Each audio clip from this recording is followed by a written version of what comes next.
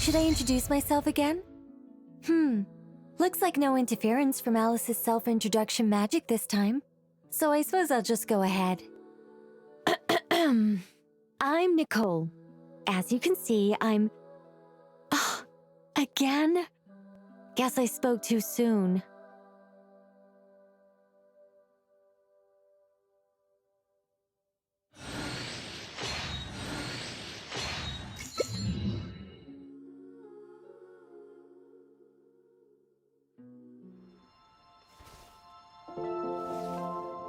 Mr. Nine! I came up with a fantastic idea for a new novel during the latest tea party. Again.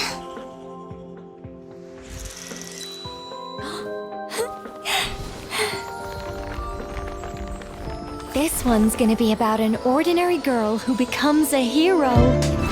Looks like we need to give her some backup. Of course! How about a small but mighty warrior? A mage who wields the elements, and a healer to provide some much-needed support. A quest wouldn't be complete without a cast of compelling characters, after all.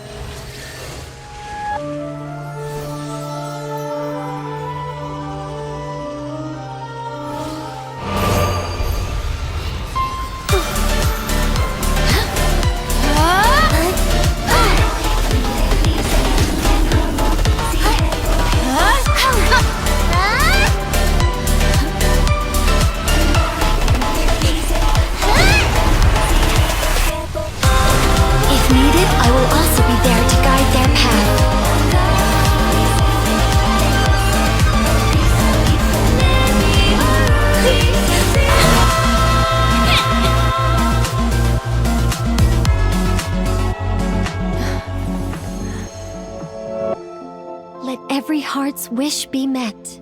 Okay, but what about the Demon King's motive? He can't just destroy the world for no reason. That's for you to figure out.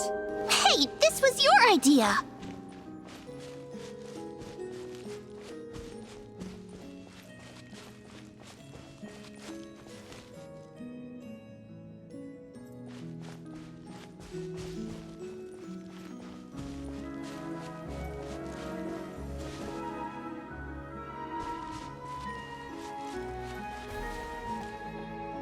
The young woman was in awe of the mage's magnificence and beauty. After a lengthy silence, she solemnly declared, "O great mage from afar, how beauteous and wise you are! The moment I beheld you, my heart began to flutter. All my heart desires now is to make your wishes mine." The subtlest of smiles appeared on the mage's face as she replied, "Very well, then I shall task you with performing certain deeds on my behalf, such as those that are within your ability. Your guide is here, and your reward awaits you in the days to come." Guide? Does that mean this glowing orb?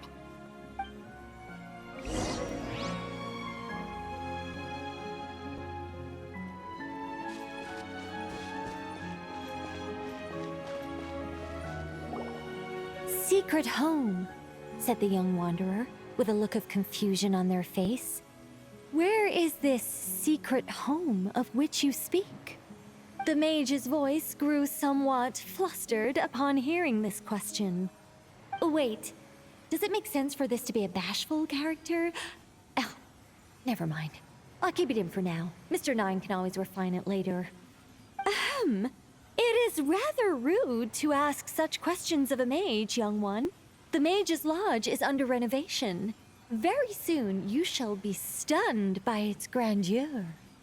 This shall be your trial.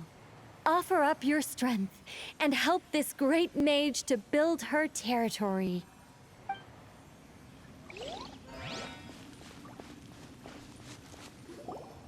As the young woman continued forth, she noticed many exquisite statues dotting the mage's territory.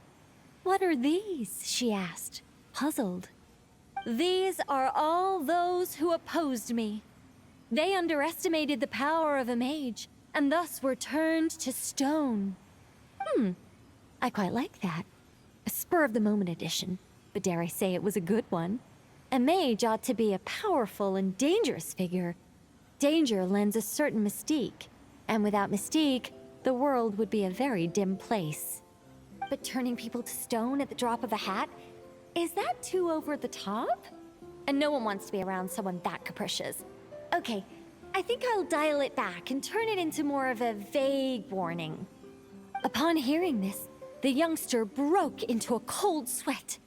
But then, the mage's laughter broke the silence. Did you fall for it? I was merely joking. These statues are just my way of capturing a certain moment in time. Anyway, statues. That's what I need your help with. The Mage's Lodge is feeling a little empty, and I should like to fill the space with some more adorable companions.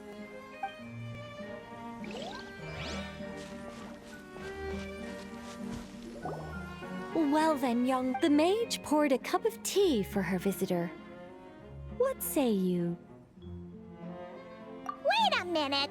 Shouldn't we think twice before going all in on this? We don't know anything about this person! She seems a little weird. Huh? Although, having said that, this teacup looks kind of familiar. Nicola Coco. Ah! Is it Mage N? Nicole? Correct. What do you think of my story?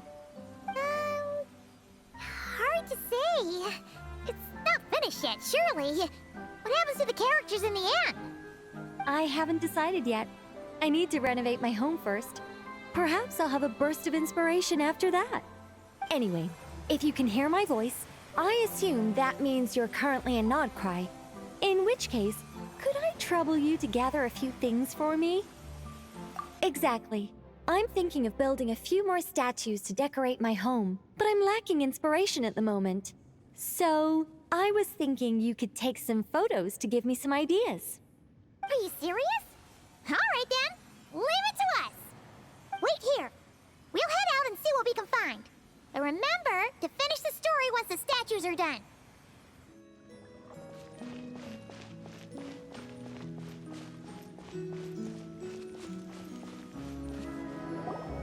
Hey Nicole, we're back! That was quick. You two worked very fast. It's nothing. But, how do we get the photos to you? You can hold on to them for now. I'll be there in a couple of days. We can talk more about the statues then. Sure thing! See you in a couple days!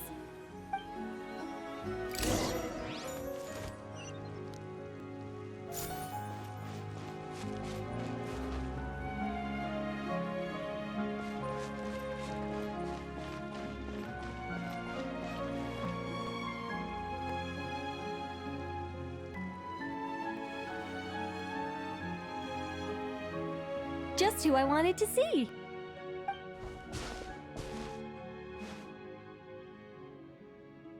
I'm delighted with the photos you took. Excellent source material. Now, I have all the carving tools ready to go. Would you like to try it together? Carving tools? You mean these blocks? That's right. The statues are inside the stones. All we need to do is remove any excess material. To make things a little easier for you, I've provided a guide on how the carving process works. Allow me to demonstrate. First, we make some big, bold cuts to carve out the general shape.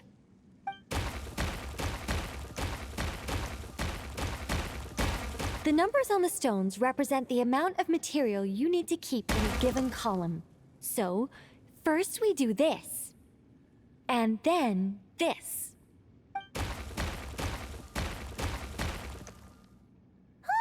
It's starting to take shape! Got it? If you carve the blocks this way, you should be able to see the basic form. Then, you just need to add some finishing touches, and voila! Wait, what? It suddenly changed in the blink of an eye! How'd you do that? A great mage doesn't reveal her secrets that easily. Just behold, and be amazed. You got the basic carving process down, yes? Focus on that, and leave the finishing touches to me. Much obliged. Alright, let's give this a shot!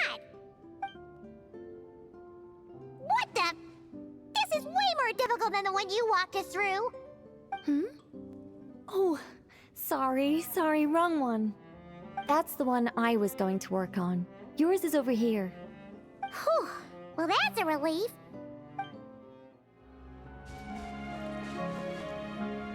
Now, we just need Nicole to add the finishing touches. You got rid of all the extraneous stone, yes?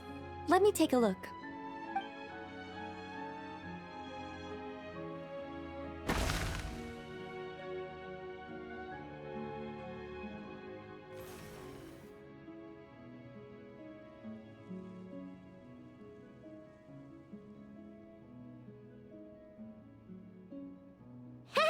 It's done! Oh, it's the Mage's Lodge! When did that get there? Is this the power of a mage? The young visitor's voice was filled with wonder.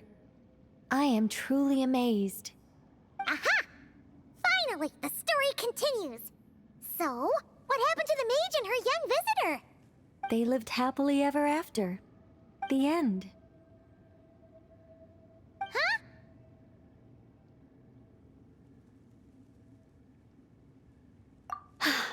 Tough customers, huh? Well, if you're that eager to hear it, I suppose I'll take it from the top.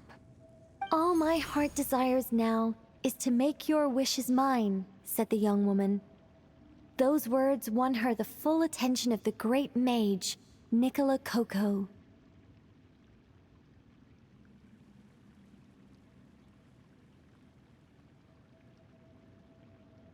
But just as they had started warming up to one another, a group of uninvited guests stormed in, seized the mage, and absconded with her. As the youngster stood there in shock, a new mage by the name of Alinus appeared. She signed a contract with the youngster, bestowing the power of magic upon them. But after making it through a grueling training program, they would come to discover another conspiracy operating in the background. As it turned out, the great mage Nicola Coco was an alien entity. Her true identity was the first daughter of King Meowtress, the third of Planet Meow. She had come disguised as a mage as part of a secret plot to trick the entire world into worshipping Planet Meow. Oh, great mage! Have you been lying to me all this while? The youngster's voice trembled as their heart began to break. Leave me. War is destined to break out between our planet and yours. We were foes from the very start. The mage turned her face away, refusing to let anyone see the tears welling up in her eyes. But the youngster bravely reached out and grabbed her by the arm, swearing to never leave her. Moved by this display of passion, the mage decided to rebel. But in that moment, Alinus, who had once aided the youngster, now took the side of the king. Alinus had been Meowtress III's second daughter all along. She had only helped the youngster in the hopes that her sister might be incited to treason, thus giving her the chance to usurp Nicola's place in the line of succession.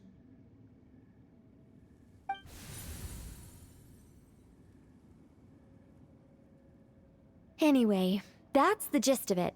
In the end, the youngster, who by this point had turned into a cat, worked with the mage to successfully foil the king's plot.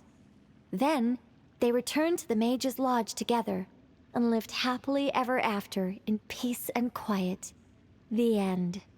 That was amazing!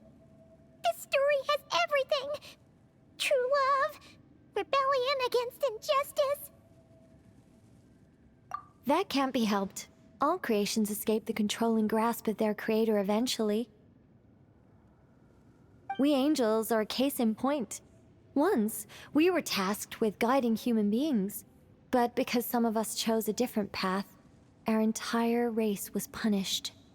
If even the heavenly principles can't fully control their own creations, what chance do I stand? Fate is always ineffable, and yet, I still hope I can guide those I meet towards a happy ending to their tale. That applies to characters in my stories as well. Anyway, the story's over now, and I'm running a little low on energy. Next time I've got a good story to tell, I'll share it with you, all right?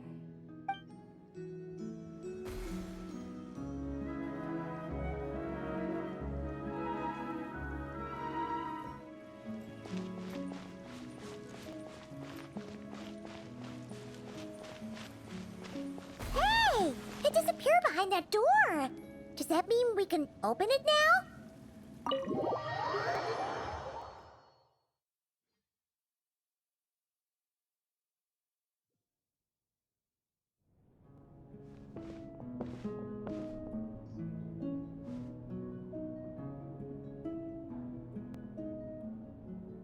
Welcome.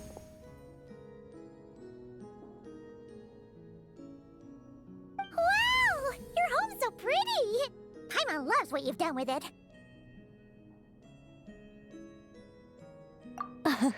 I knew you'd appreciate it, Paimon. Hearing that makes it all feel worthwhile, even if I had to squeeze it in during my spare time. It all started the day I finished building the secret lodge.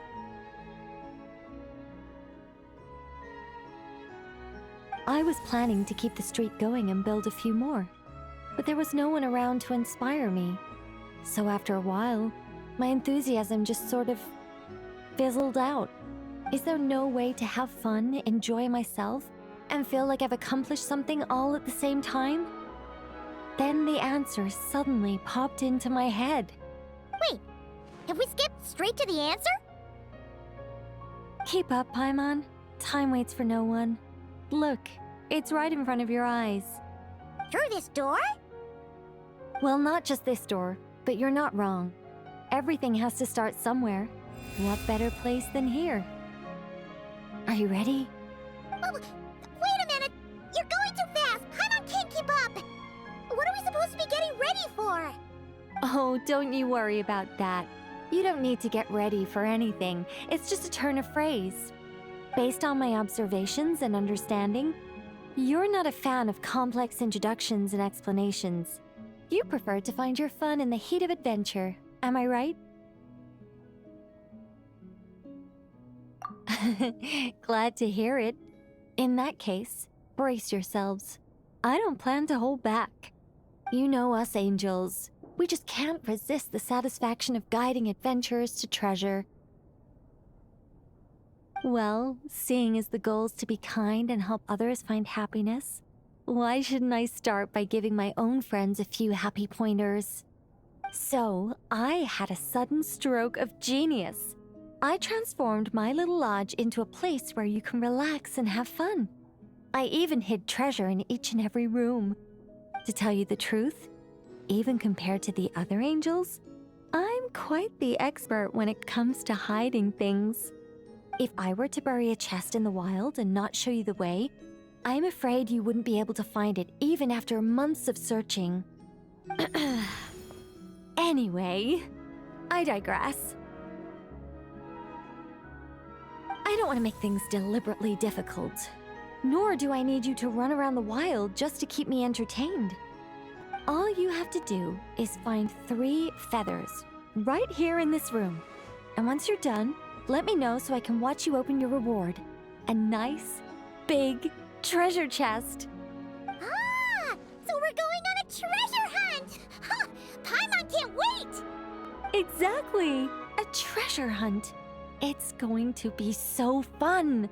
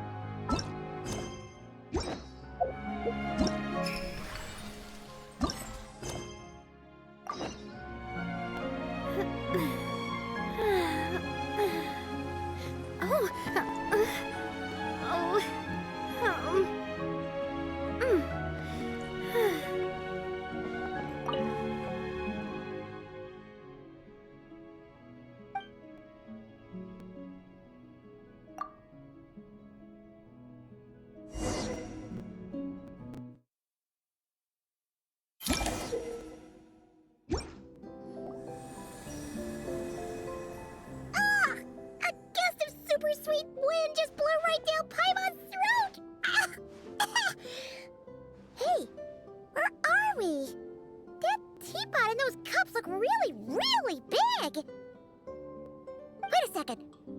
Did we shrink? Apologies. I was hoping to invite animal actors, but alas, I'm used to dealing with thespians of a more stony-faced persuasion. Huh? Nicole, you shrink too? Paimon thought you were gonna be huge! Nicole, the magnificent, massive mage propping up the heavens while crouching down to talk? No thank you. I'm quite happy with my current size. Anyway, welcome to the Great Mage's Tea Party. Now, pour yourselves some tea.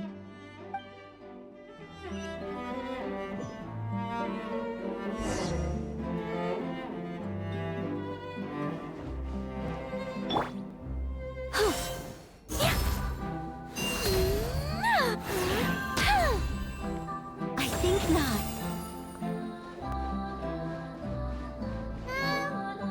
Does the Great Mage's Tea Party involve us boiling the water ourselves? It's called participation, Paimon. This is all about creating a sense of participation.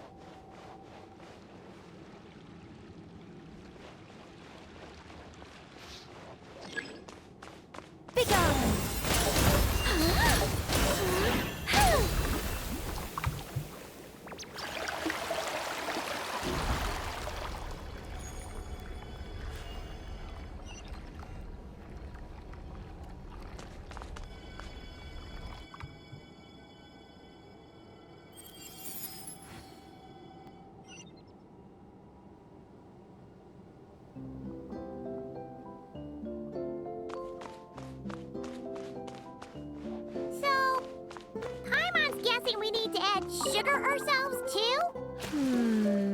Alice takes 3 sugars, Anya prefers 1, and Barbeloth likes hers without. Okay. Should Paimon be writing this down? No need, no need. I'm just thinking out loud. A path's opened up!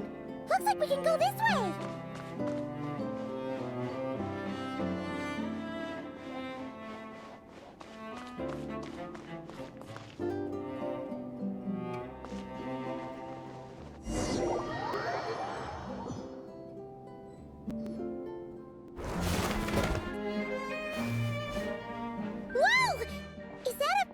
Giant Mandragora statue?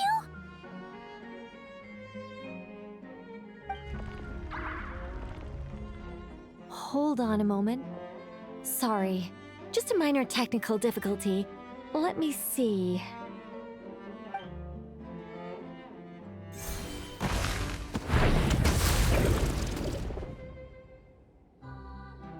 It's moving!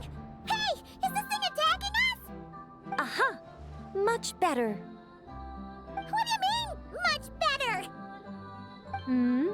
Come on, it's barely attacking you. You can handle a little spirited tickling, can't you? Besides, this is the perfect opportunity for the traveler to show off some skills.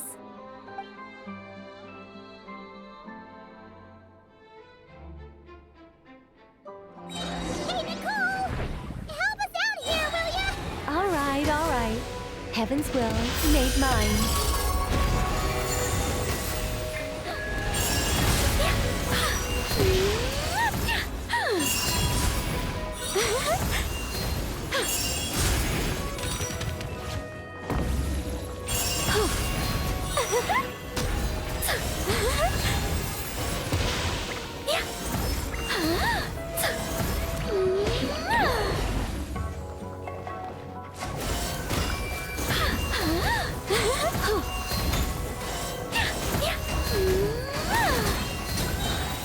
our little secret.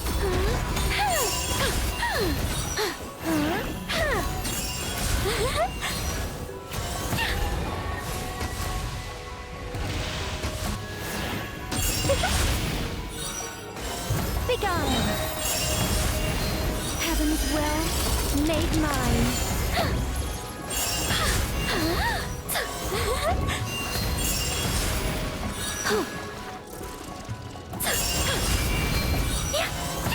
I think not.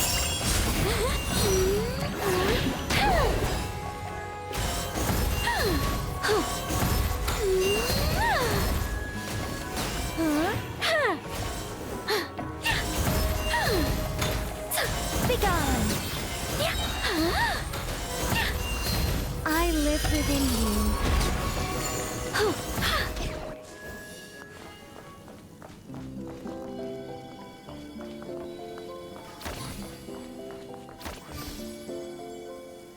And look, the tea's still nice and warm. Just right, in fact. Did you just plan this whole thing just so you could sit back and enjoy this moment yourself? Come now. This is your reward. You were the ones who earned it after all. Go on then. Open it up.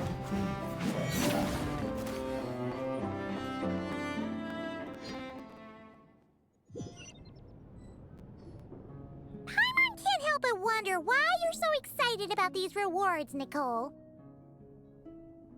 Sure, Paimon looks forward to the traveler's reaction when she gets her a gift, but this feels kind of different. Oh, don't worry about that. I don't mind. At worst, my answer might shatter a few illusions you have about the angelic race. If you thought we were all selfless, benevolent beings, the truth may make you think again. As for your question, my dearest Paimon, my excitement has nothing to do with sharing the joy of those I guide. Instead, it derives from completing the duties I am burdened with. Huh? It all started with the birth of the angels. We were entrusted with the mission to love all living beings on this land. But unlike the gods who came after, our ability to perceive emotion was crude and undeveloped.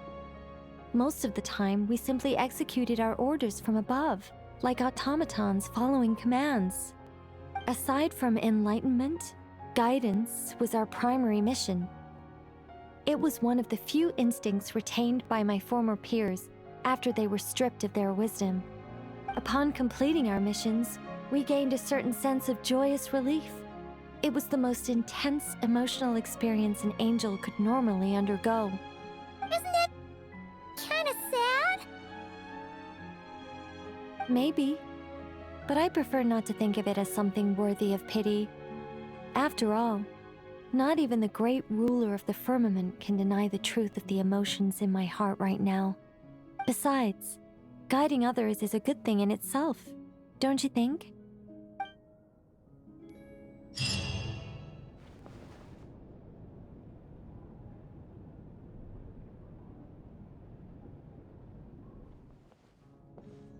Oh, you're here! I was just starting to wonder if I should send you clearer instructions.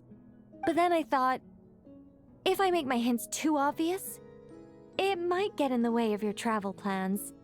And then, just as I was pacing back and forth, agonizing over what I was going to do, you turned up here anyway.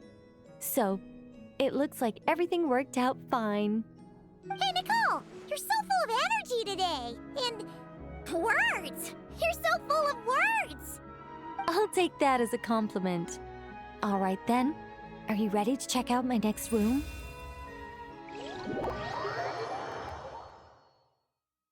Is this Nicole's studio?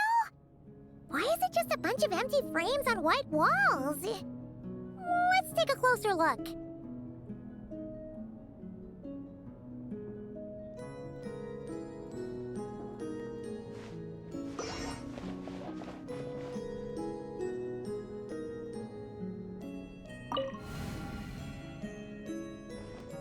What the?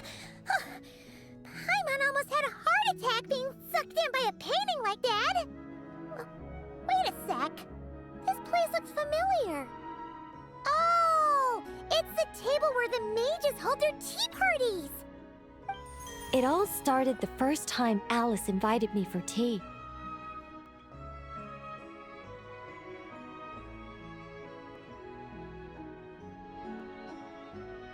On that day, I didn't attend in person, mostly because back then, I still hadn't decided whether I really wanted to join the Hexencircle or not. Alice was the only one there who knew my true identity. She warned me not to say a word or let anyone else discover who I was. I was only supposed to observe. And then what happened? Well, then I concluded that she was punishing me for my hesitation to join. Everyone was talking about such interesting things. How could I not chime in? And of course, when you're in the middle of a conversation and someone throws out a question you know the answer to, how are you supposed to keep your mouth shut? Which brings us to the bet between Barbeloth and Alice, Rhindaughter's forbidden creations, Ivanovna's political machinations. It was like a series of exquisitely acted plays, distilled within the confines of a teacup. Their words alone were enough to ignite my instinct to lay the truth bare before them. So, you piped up inside their heads? Of course not. Even though I felt like my head was going to explode, I still made sure to hold it all in. I'm a responsible angel, after all, and I'm well aware of the difference between what I want to say and what I'm allowed to say. So, I had a private little word with Alice inside her head, just me and her, and I agreed to join the Hexencircle, right there and then. She was quite happy about my decision, but as for the talking inside her head, well, she claims that over the next few days, she had such a headache that she had to visit a doctor in Liyue to get some relief. But she can hardly blame me for that.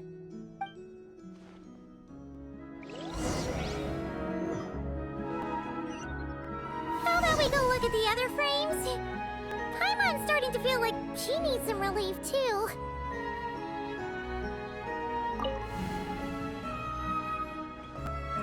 Is that an Irminsul tree? Oh, this painting here? You're clearly no strangers to the white trees. But did you know that the first angel's betrayal happened beneath one of their very boughs? Huh. Paimon's curious now. Well then, I guess it's finally time for me to tell you a tale of romance and horror. Let me just think how best to protect the identity of those involved. All right, got it. A long, long time ago, there was once a traveler who wandered among the stars. They were nothing like you, but that's not important right now. One day, he traveled to a silver tree to visit the Princess of the Morning Star. Before long, he started asking her about her kingdom's most forbidden secrets. His words puzzled the princess. How could he possibly know of all these things forbidden by the gods? The young man revealed his origins and showed the princess things she had never seen before. A free will and love, both noble and spiritual. His words awakened her sense of self, hitherto shackled by the gods. Her heart soared, carrying her beyond limits she had never crossed before. The Princess of the Morning Star confided the kingdom's secrets to the youth, and between them, love grew and blossomed, along with a determination to defy the gods. This is just a cookie-cutter love story. You said there'd be horror. Don't worry, Paimon. The horror's about to begin. They yearned to help the people live lives of unfettered freedom, but the gods could not forgive their betrayal. They sent down thunder and fury, destroying the lovers' home.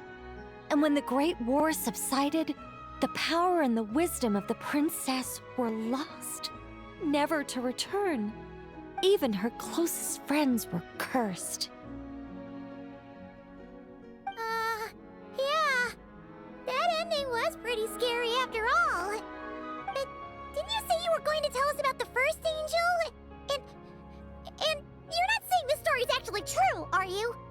It sure is. And that's the scariest part.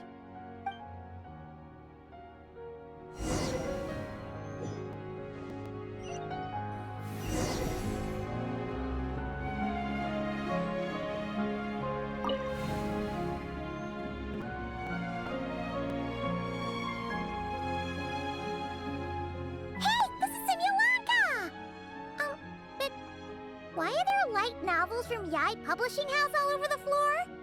Well, on the subject of my literary enlightenment, my greatest inspiration of all is none other than Lady Anya herself.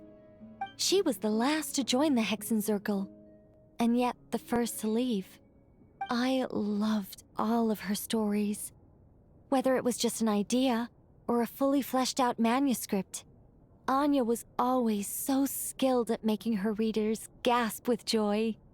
Hexenzirkel discussions rarely stray far from magic, and it's my belief that Anya possessed a unique magic of her own. She could weave love and compassion into words and stories that would touch the hearts of others. I asked her for tips on how to write compelling tales. She taught me a lot of tricks and techniques, but in the end, my biggest enemy has always been myself.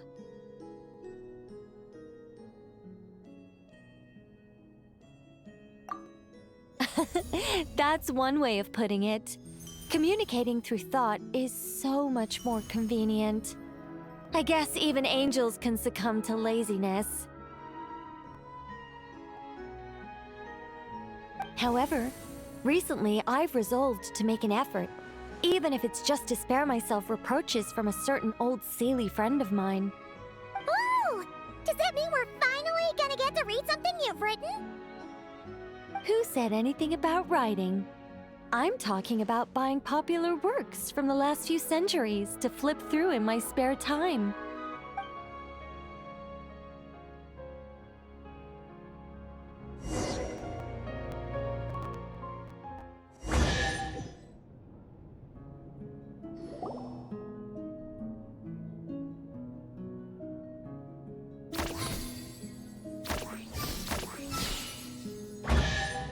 These paintings all remind me of places that hold great significance in my heart.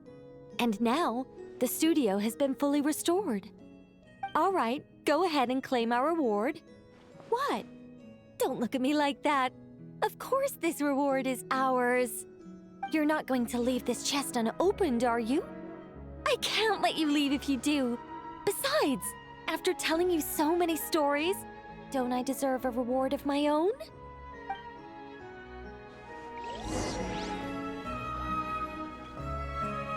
A happy story all wrapped up. See you next time.